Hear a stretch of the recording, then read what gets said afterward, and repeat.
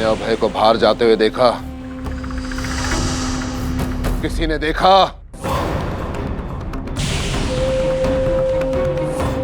कोई कुछ तो बोलो।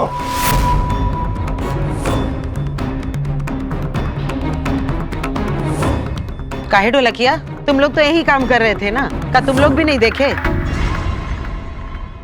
राम कसम आई, हमारी बराबर नजर थी, लेकिन हमने अभय भैया को यहाँ आते जाते नहीं देखा।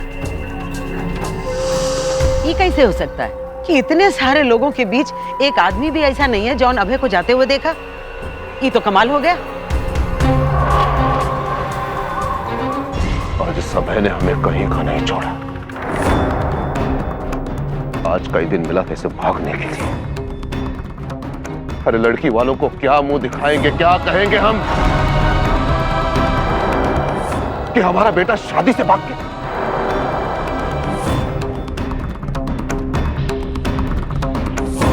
आज पूरे समाज के सामने अभय ने हमें नंगा कर दिया।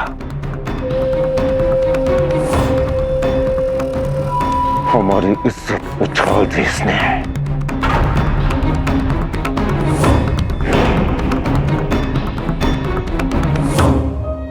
माँ, मैं सुनती थी कि आज अभय भैया को जाके देखा। क्या? दुनिया, किसी को कुछ मत कहना बेटा।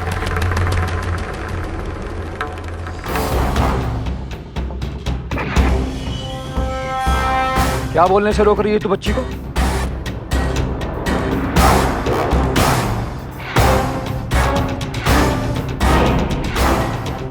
कुछ नहीं भुवन भैया।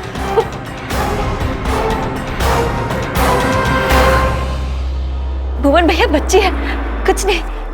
बच्ची है भुवन भैया, कुछ नहीं। अपनी माँ के कान में क्या फुसफुसा रही थी?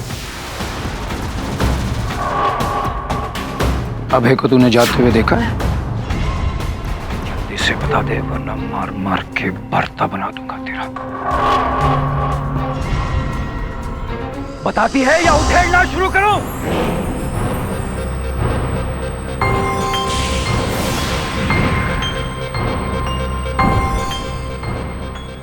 अभय भैया और सुरभि दीदी बैग लेके बाहर गए।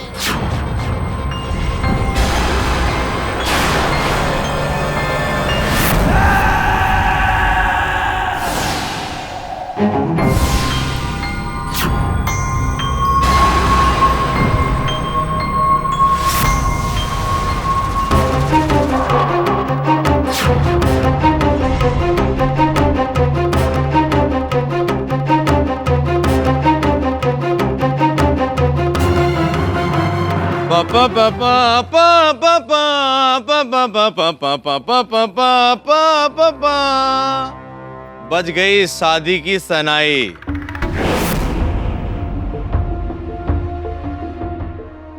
अरे देख लिया बाबूजी का तमाशा आपने, या बाकी है, हैं?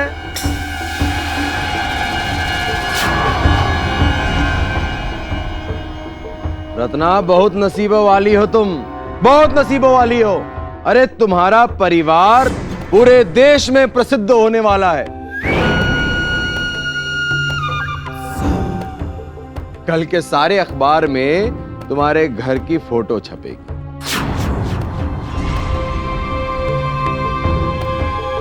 और नीचे लिखा होगा, शादी में घोड़ी पे बैठने से पहले दूल्हा भाग गया।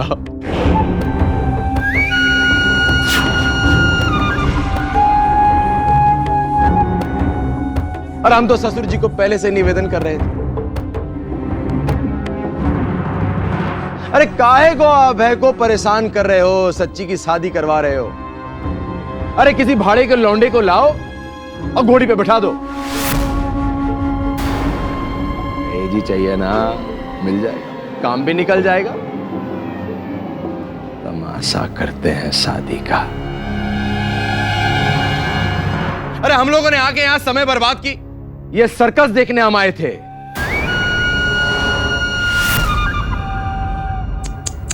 शादी करेंगे। ले जाओ। चलो चलो यहां से। सुरभि को बुलाओ। सुरभि, ए सुरभि, सुरभि, कहां चली गई? सुरभि, ए सुरभि, सुरभि, अरे कहां गई सुरभि? तुम्हारी बहन हमारे भाई के साथ भाग गई रणविजय बाबू।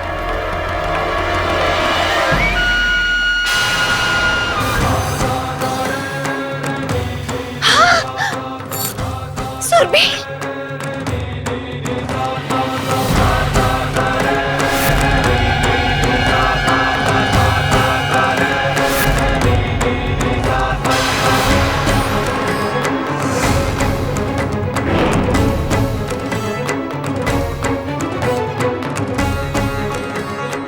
तुम्हारा परिवार में पूरे हिंदुस्तान में प्रसिद्ध हो जाएगा।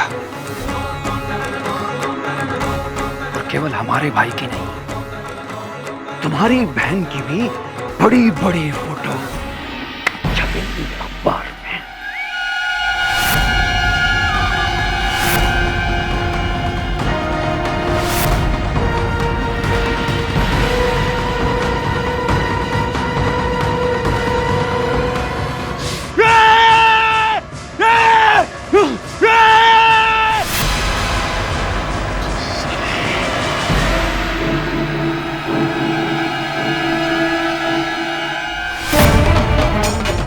से नीचे तक छेद दूंगा तुझे। क्या बोला तू? अगर एक बाप की औलाद है तो चला को।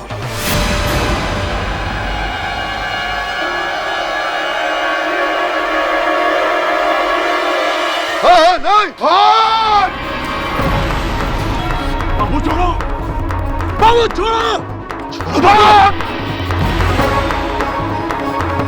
क्या बोल रहा था? अगर एक बाप की औलाद है तो मुंह से झूठ ना निकले।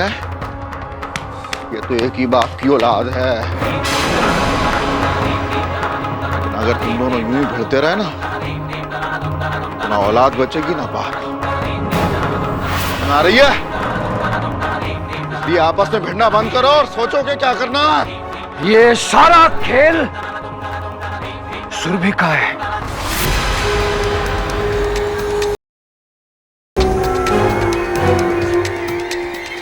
आपकी सुसंस्कारित बहन सुरभि, उसका है ये सारा खेल। अरे हमारा भाई तो शादी के लिए तैयार था, अब तक तो घोड़ी भी चढ़ गया होता। लेकिन तुम्हारी बहन ने आके अपने हुस्न के जलवे दिखा दिखा के फांस लिया मेरे भाई को। फांसना तो फिर भी ठीक था, अरे लेके ही भाग गई। तुमने हमारे घर की बहू बेटियों को क्या क्या नहीं कहा। ये हमारी छोटी बहन निधि, ये यहां से कटे फटे कपड़े पहनती है, अंग्रेजी फुलझड़ी जैसी हरकतें हैं इसकी। अरे इसकी नहीं, तुम्हारी बहन की है अंग्रेजी फुलझड़ी जैसी हरकतें। 2 कदम आगे निकली हमारे घर वालों से भी।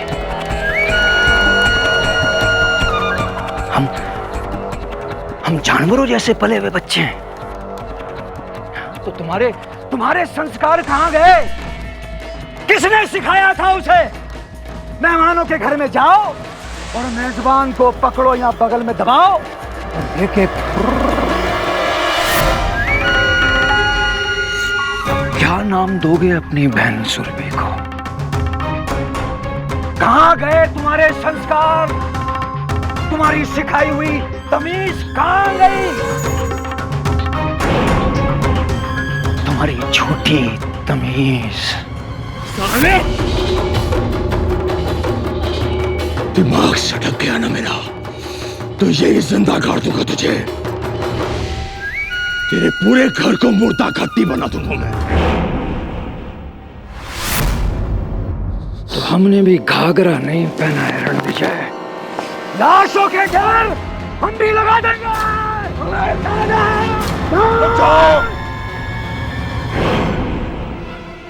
छोड़ो एक दूसरे को।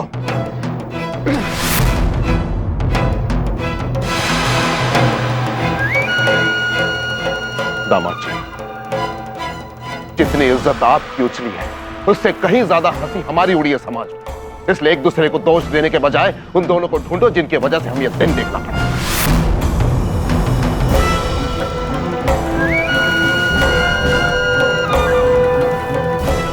बिल्कुल ठीक कह रहे हैं आप।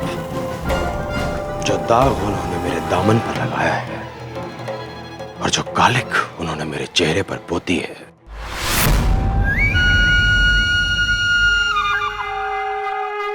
रणविजय सिंह ये वचन देता है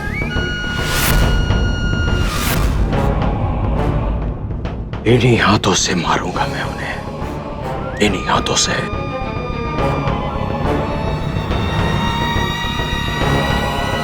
और उनके खून से ये दाग धुलेगी। अभी उनके कदमों में इतनी जान नहीं है कि वो रणविजय से भाग सके। बहुत जल्द उनकी गर्दन मेरे तलवे के नीचे होगी, बहुत जल्द।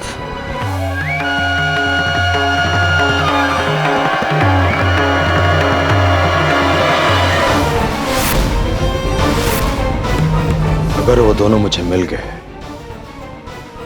तो मैं उनके इतने टुकड़े करूंगा, इतने टुकड़े कि अगर उन्हें जोड़ने बैठोगे तो पूरी जिंदगी कट जाएगी।